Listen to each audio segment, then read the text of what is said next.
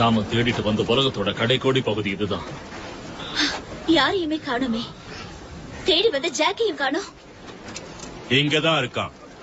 Davy Jones தான் ஒரு தடவை அடைஞ்சதை திருப்பி தரமாட்டான். அவனை பத்தி கவலைப்படாத. உன் பேச்சை கேட்டு இவ்வளவு தூரம் வந்து நாங்க எல்லாரும் மாட்டிக்கிட்டோம். கில்லாடி ஜாக், நான் நினைச்சதை விட நீ ரொம்ப கெட்டிக்காரன்.